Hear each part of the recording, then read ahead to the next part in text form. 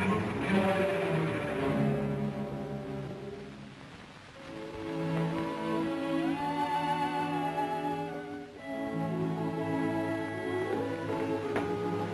have the evening papers, madam. Would you care to see them? Oh, no, thank you, Frith. And I prefer that Mr. De Winter weren't troubled with them either. I understand, madam. Permit me to say that we're all most distressed outside.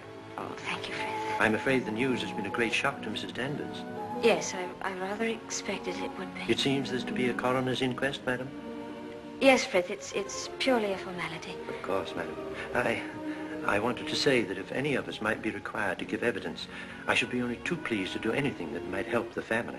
Oh, thank you, Frith. Well, I'm sure Mr. De Winter will be very happy to hear it, but I don't think anything will be necessary.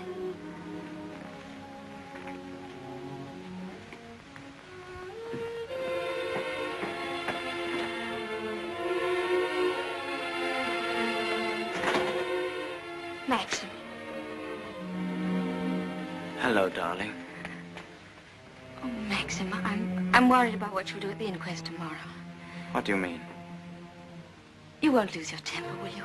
Promise me that they won't make you angry. All right, darling. I promise. No matter what he asks you won't lose your head.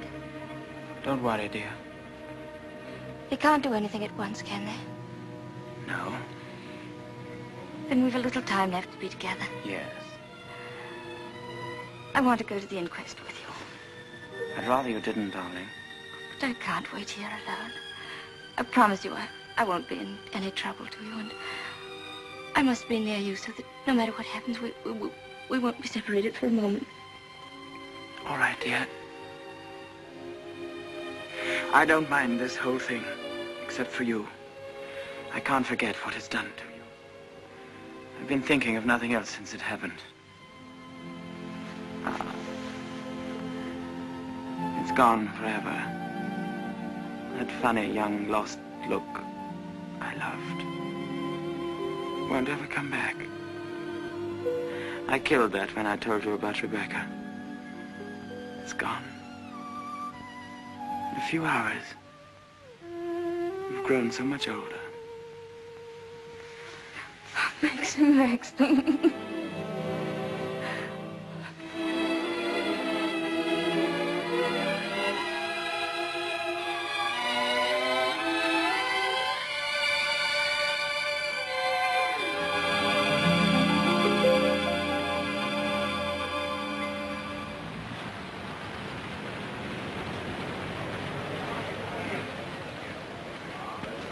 Black Jack Brady was his name. The most important arrest I ever made. It must have been about 2 years ago now. Of course, there was no doubt about it. He was hung a month after I caught him. Hello, wait a minute. They've got old Balmy Ben up now.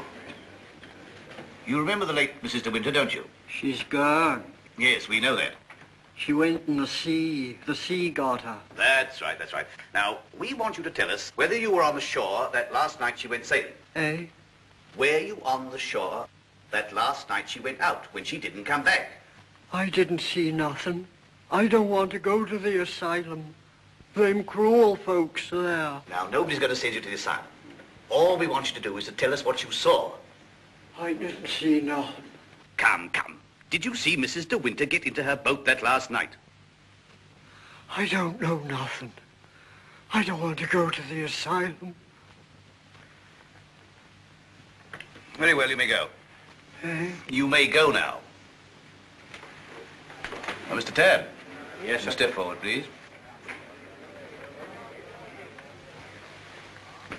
You ever don't think of his calling me the truth, the whole truth, but the truth, sir? I do. So help me. The late Mrs. De Winter used to send her boat to your shipyard for reconditioning. That's right, sir. Can you remember any occasion when she had any sort of accident with the boat? No, sir. I often said Mrs. De Winter was a born sailor. Now, when Mrs. De Winter went below, as is supposed, and a sudden gust of wind came down, that would be enough to capsize the boat, wouldn't it? Excuse me, sir, but there's a little more to it than that. Well, what do you mean, Mr. Tabb? I mean, sir, the seacocks. What are the seacocks? Seacock? Oh, well, the seacocks are the valves to drain out the boat. And they're always kept tight closed when you're afloat. Yes? Well, yesterday when I examined that boat, I found they'd been opened. Well, what could be the reason for that? Just this. That's what flooded the boat and sunk her. Are you implying? That boat never capsized at all. I know it's a terrible thing to say, sir, but in my opinion, she was scuttled. And there's them holes. What holes? In her planking. What are you talking about? Of course, that boat's been underwater for over a year. And tide's been knocking her against the ridge. But it seemed to me, them holes looked as if she'd made them from the inside. Then you believe she must have done it deliberately? Couldn't have been no accident. Not with her knowledge of boats. You knew the former Mrs. De Winter very well, I believe. Oh, yes. Would you believe her capable of suicide? No, frankly, I would not. You never can tell. You may stand down, Mr. Tabb. Mr. De Winter, please.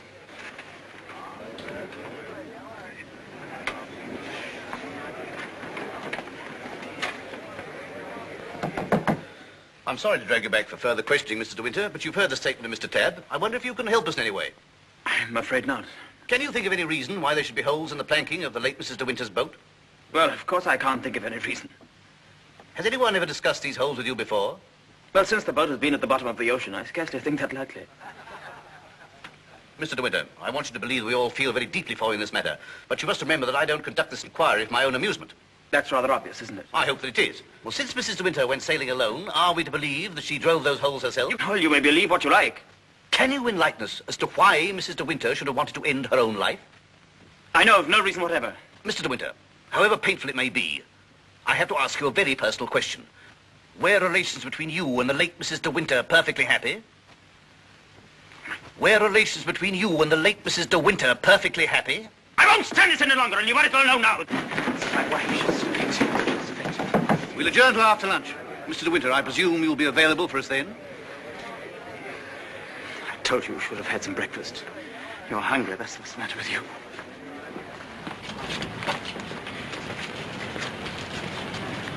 Mr. Frith thought you might like to have some lunch from the house and sent me with it. Oh, that's fine, man. Can you pull around the corner? Very good, sir.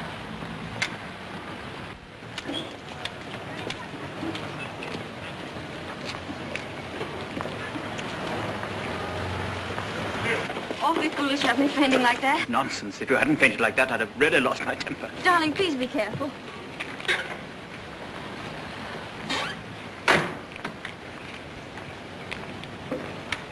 Darling, wait here a few moments. I'll see if I can find old Frank. Of course, darling. Don't worry about me. I'll be all right. Sure? Here. Try a spot of this. Do you good. Thank you. Are you all right? Yes, of course. Won't be long. Right you are. Hello. And how does the bride find herself today? I say, marriage with Max is not exactly a bed of roses, is it? I think you better go before Maxim gets back. Oh, jealous, is he? Well, I can't say I blame him. But you don't think I'm the big bad wolf, do you? I'm not, you know. I'm a perfectly ordinary, harmless bloke. And I think you're behaving splendidly over all this. Perfectly splendidly. You know, you've grown up a bit since I last saw you.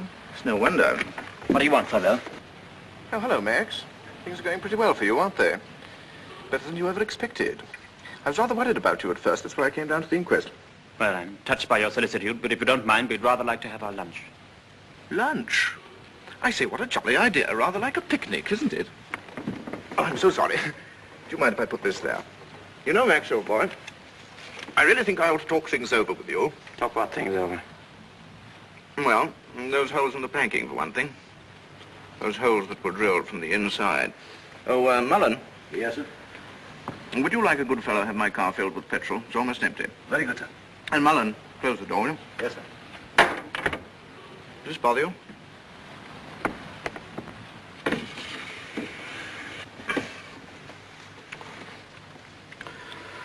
You know, boy, I have a strong feeling that before the day is out, somebody's going to make use of that rather expressive, though somewhat old-fashioned term, foul play.